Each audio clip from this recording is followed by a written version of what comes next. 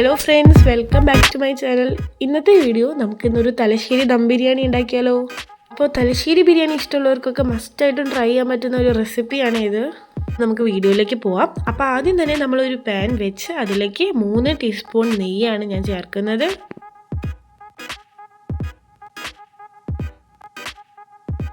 നെയ്യ് ചേർത്തതിന് ശേഷം ഇനി അതിലേക്ക് ഓയിലാണ് ചേർക്കേണ്ടത്. നിങ്ങൾക്ക് ഏത് ഓയിൽ വേണമെങ്കിലും യൂസ് ചെയ്യാം. ഞാനിവിടെ യൂസ് ചെയ്യുന്നത് കോക്കനട്ട് ഓയിലാണ്.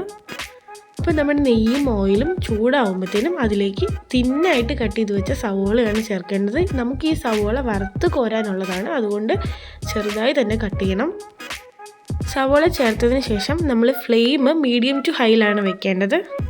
സവോള നല്ലൊരു ബ്രൗണിഷ് കളർ ആകുമ്പോഴത്തേനും നമുക്കിത് വറുത്ത് കോരാം. സവോള ഈ ഒരു രീതിയിലാവുമ്പോഴത്തേനും നമുക്ക് കോരിയെടുക്കാവുന്നതാണ്. അപ്പോൾ നമ്മൾ സവോള കോരിയെടുത്തതിന് ശേഷം നമുക്ക് ഇതേ ഓയിലിൽ തന്നെ നമുക്ക് കാഷ്യൂനട്ടും കിസ്മിസും വറുത്തെടുക്കാം. ഈ ക്ലിപ്പ് എൻ്റെ ഫോണിൽ സേവ് ആയില്ല, അതുകൊണ്ടാണ് ഇതിൽ ഞാനത് ആഡ് ചെയ്യാത്തത്. അപ്പോൾ നമുക്ക് ഇതേ ഓയിൽ തന്നെ നമുക്കിനി മസാല ഉണ്ടാക്കാൻ യൂസ് ചെയ്യാം. അപ്പോൾ ഓയിൽ കുറവാണെങ്കിൽ നിങ്ങൾക്ക് കുറച്ചും കൂടെ ചേർക്കാം, ഓയിൽ കൂടുതലാണെങ്കിൽ കുറച്ച് മാറ്റി വയ്ക്കാം. അപ്പോൾ ഇനി നമ്മൾ ഈ ഓയിലിലേക്ക് 2 സവോളയാണ് കട്ട് ചെയ്തത് ചേർക്കുന്നത്.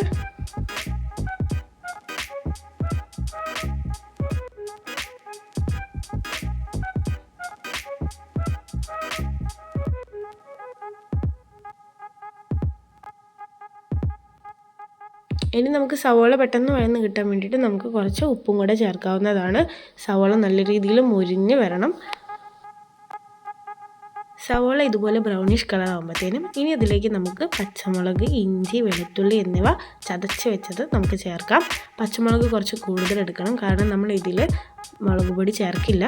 അപ്പോൾ നിങ്ങൾക്ക് എരിവിന് ആവശ്യമുള്ള പച്ചമുളക് നിങ്ങൾക്ക് എടുക്കണം. ഇനി ഇത് നല്ലപോലെ വഴറ്റി പച്ചമണം മാറുന്നത് വരെയും വഴറ്റിയെടുക്കണം.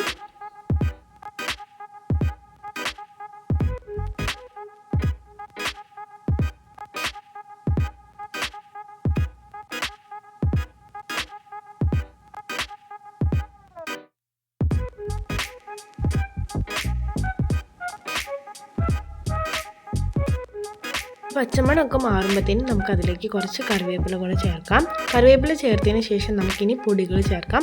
പൊടികളായിട്ട് ആദ്യം ചേർക്കുന്നത് മല്ലിപ്പൊടിയാണ്. മല്ലിപ്പൊടി നമ്മൾ ഒരു 3 ടീസ്പൂൺ ചേർക്കുന്നുണ്ട്. മല്ലിപ്പൊടി ചേർത്തതിന് ശേഷം മല്ലിപ്പൊടിയുടെ പച്ചമണം മാറുന്നത് വരെ നമ്മൾ ഇളക്കി കൊടുക്കണം. മഞ്ഞൾപ്പൊടി നമ്മൾ ചേർക്കുന്നില്ല. മഞ്ഞൾപ്പൊടി നമ്മൾ ഓൾറെഡി ചിക്കനിലും മഞ്ഞൾപ്പൊടിയും കുറച്ച് ഉപ്പും ചേർത്ത് നമ്മൾ പുരട്ടി വെച്ചിട്ടുണ്ട്, അതുകൊണ്ട് മഞ്ഞൾപ്പൊടി നമ്മൾ ഇതിലേക്ക് ചേർക്കുന്നില്ല. അടുത്തായിട്ട് നമ്മൾ ചേർത്തത് ഗരം മസാലയാണ്. ഗരം മസാല ആവശ്യത്തിന് ചേർക്കണം.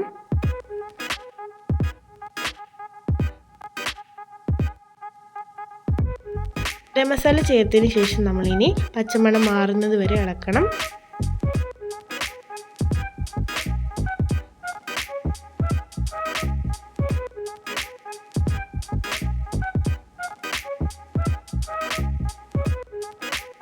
അപ്പോൾ പച്ചമണമൊക്കെ മാറുമ്പോഴത്തേനും അടുത്തത് നമ്മൾ തക്കാളിയാണ് ചേർക്കുന്നത്. 2 തക്കാളി ചെറുതായി അരിഞ്ഞതാണ് ചേർക്കുന്നത്.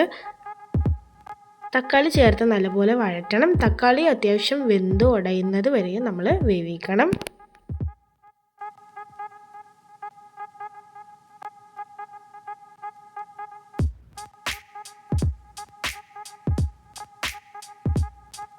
തക്കാളി വേവാനായിട്ട് നമ്മൾ അടച്ചു വെച്ച് വേവിക്കാം. തക്കാളി വെന്തതിന് ശേഷം ഇനി നമുക്ക് ആദ്യം വറുത്ത് വെച്ച സവോളയുടെ ഒരു പകുതി ഭാഗം, ഒരു ഹാഫ് പോർഷൻ നമ്മൾ ഇതിലേക്ക് ചേർക്കണം.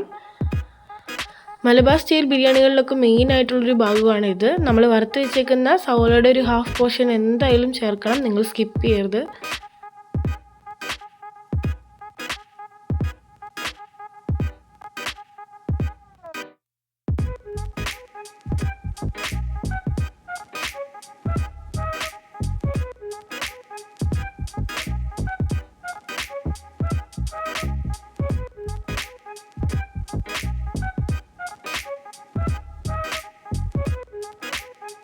അപ്പോൾ ഇനി നമ്മളിതിലേക്ക് ചേർക്കുന്നത് പുളി കുറഞ്ഞ തൈരാണ്. തൈര് നമ്മളിവിടെ 2 ടീസ്പൂണാണ് ചേർക്കുന്നത്. അധികം പുളിയില്ലാത്ത തൈര് വേണം എടുക്കാൻ, അത് നിങ്ങൾ പ്രത്യേകം ശ്രദ്ധിക്കണം.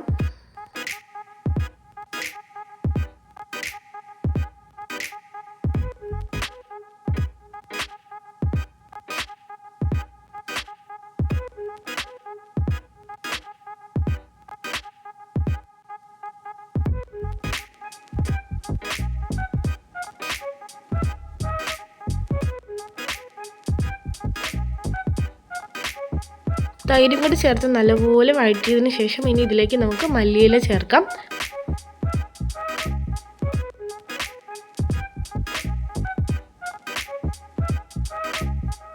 അപ്പോൾ മല്ലിയിലയും കൂടി ചേർത്ത ശേഷം ഇനി നമ്മൾ ഇതിലേക്ക് ചിക്കനാണ് ചേർക്കുന്നത്. അപ്പോൾ നേരത്തെ പറഞ്ഞ പോലെ ചിക്കൻ കുറച്ച് മഞ്ഞൾപ്പൊടിയും ഉപ്പും കൂടി ചേർത്ത് പുരട്ടി വെച്ചതാണ്. അപ്പോൾ ഇനി ഇതിലേക്ക് ചിക്കൻ ചേർക്കാം.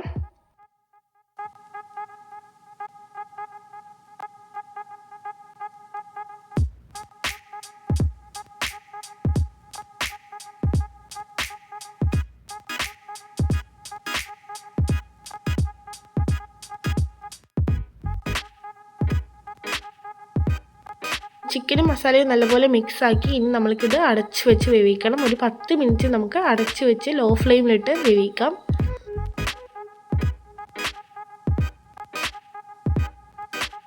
ചിക്കൻ ഒരു 80% കുക്ക് ആകുമ്പോഴത്തേനും നമുക്ക് ഇനി മല്ലിയില ചേർത്ത് ഇത് തീ ഓഫ് ചെയ്യാം. കാരണം ബാക്കി നമ്മൾ ദം ചെയ്യുമ്പോൾ ചിക്കൻ ബാക്കി വെന്തോളും.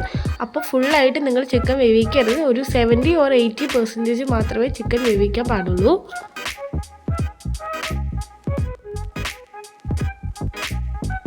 അപ്പോൾ ഇനി നമുക്ക് എങ്ങനെയാണ് റൈസ് വെക്കുന്നതെന്ന് നോക്കാം. അപ്പോൾ ഞാനിവിടെ ബിരിയാണി പോട്ടാണ് എടുത്തിരിക്കുന്നത്. ഇതിൽ തന്നെയാണ് ഞാൻ ദമ്മും ചെയ്യുന്നത്. അപ്പോൾ ഞാൻ ബിരിയാണി പോട്ട് വെച്ചു. അതിലേക്ക് 1 ടേബിൾ സ്പൂൺ നെയ്യും കുറച്ച് ഓയിലും ചേർക്കാം. അതിന് ശേഷം നമുക്ക് സ്പൈസസ് ആഡ് ചെയ്യാം. ഞാനിവിടെ 4 ഗ്രാമ്പൂ, 2 ഏലക്ക, ഒരു ചെറിയ പീസ് പട്ട എന്നിവയാണ് ചേർത്തിരിക്കുന്നത്. ഇനി നമുക്കിതിലേക്ക് തിന്നായിട്ട് സ്ലൈസ് ചെയ്ത സവോള കൂടെ ചേർക്കാം. സവോള കുറച്ചെടുത്താൽ മതി.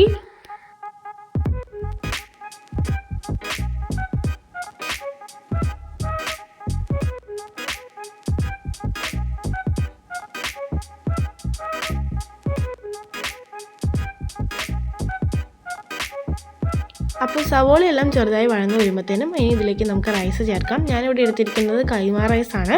ഞാനൊരു അരമണിക്കൂർ കൈമ റൈസ് സോക്ക് ചെയ്യാൻ വെച്ചിരുന്നു.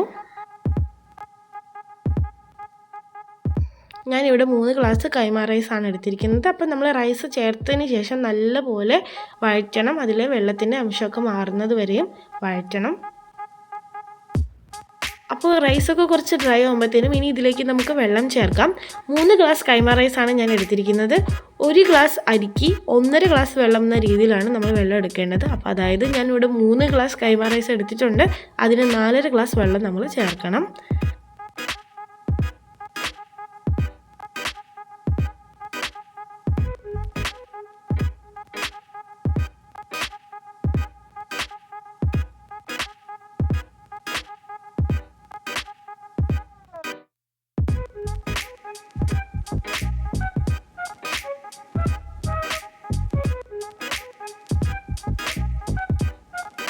വെള്ളമൊക്കെ ചേർത്തതിന് ശേഷം ഇനി ഇതിലേക്ക് നമുക്ക് ആവശ്യത്തിന് ഉപ്പ് ചേർക്കണം. ഉപ്പ് എപ്പോഴും ചേർക്കുമ്പോൾ കുറച്ച് മുന്നിൽ നിൽക്കുന്ന രീതിയിൽ വേണം നമ്മൾ ഉപ്പ് ചേർക്കാൻ. ഉപ്പ് ചേർത്തതിന് ശേഷം ഇനി നമുക്കിത് അടച്ച് വെച്ച് വേവിക്കണം. ഒരു 5 മിനിറ്റ് നമുക്ക് അടച്ച് വെച്ച് ഹൈ ഫ്ലെയിമിലിട്ട് വേവിക്കാം. അതിനുശേഷം നമ്മൾ തുറന്ന് വെച്ച് മീഡിയം ടു ഹൈയിൽ നമുക്ക് ഒരു 5 മിനിറ്റും കൂടി വേവിക്കണം. റൈസ് എപ്പോഴും ഒരു 70% മാത്രം വെന്താൽ മതിയാവും. ബാക്കി നമ്മൾ ദം ചെയ്യുന്ന സമയത്ത് വെന്തോളും.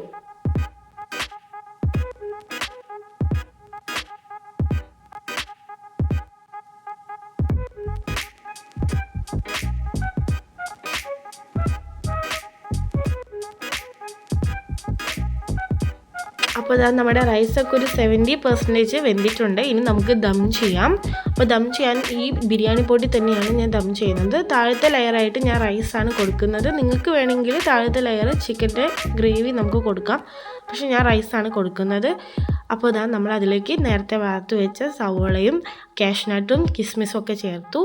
നെയ്യ് വേണമെങ്കിൽ ഈ സമയത്ത് കുറച്ച് ചേർക്കാം. പിന്നെ നിങ്ങൾക്ക് കളർ ആവശ്യമാണെങ്കിൽ കുറച്ച് പാലിൽ കുറച്ച് മഞ്ഞൾപ്പൊടി ചേർത്ത് നമുക്ക് ഈ സമയത്ത് ഇതിന് മുകളിൽ കൂടെ നമുക്ക് തൂവി കൊടുക്കാം.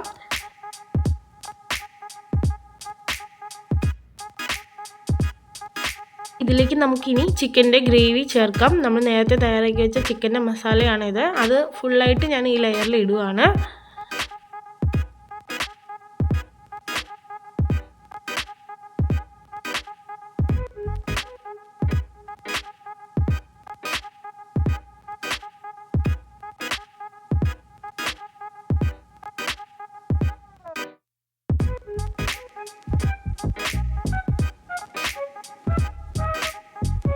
നമ്മൾ കുറച്ച് റൈസ് മാറ്റി വെച്ചിട്ടുണ്ടായിരുന്നു അതിൽ നിന്ന്. ഇനി ആ റൈസിൻ്റെ ലെയറാണ് നമ്മൾ ഇതിൻ്റെ മുകളിൽ കൊടുക്കുന്നത്.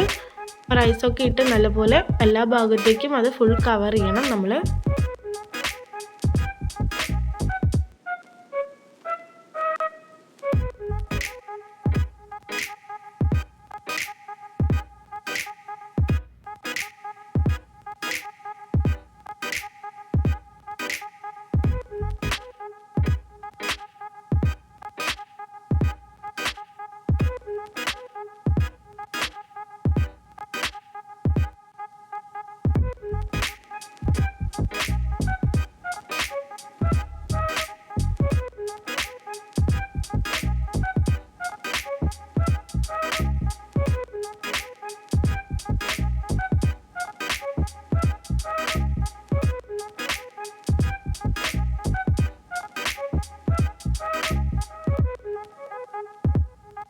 ഇനി ഇതിലേക്ക് നമ്മൾ നേരത്തെ വറുത്ത് വെച്ച ബാക്കിയുള്ള കാഷ്യൂനട്ടും കിസ്മിസും അതുപോലെ തന്നെ സവോളയും നമുക്ക് ചേർക്കാം.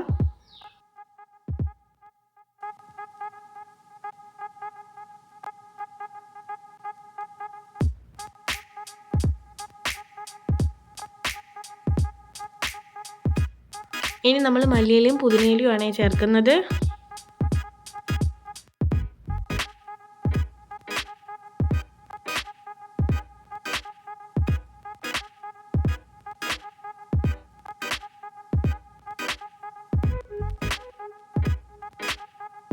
അതിനുശേഷം നമുക്ക് ഇതിന് മുകളിലായിട്ട് കുറച്ച് ഗരം മസാല കൂടെ ഇട്ട് കൊടുക്കാം.